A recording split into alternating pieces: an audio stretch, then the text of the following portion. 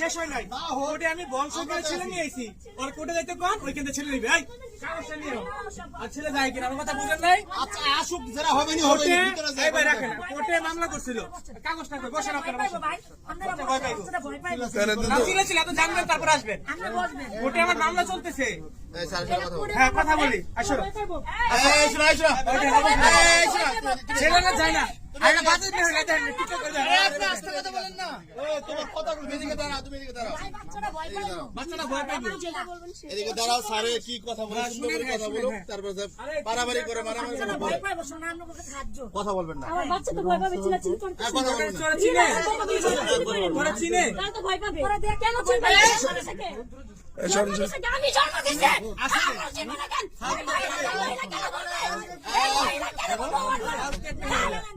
এই ছাড়ুন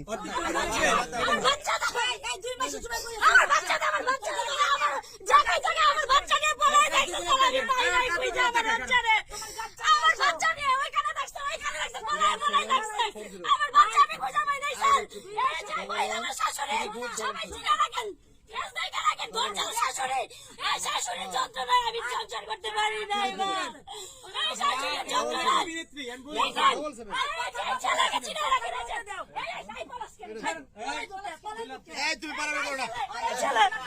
স্যার বাচ্চারা নিয়ে দিতে বলেন স্যার আমি বলছেন ভাই চুরি করে আইসা জায়গা জায়গা খুঁজছি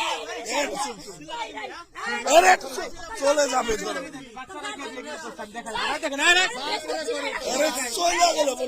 আমাদের বিয়ে হয়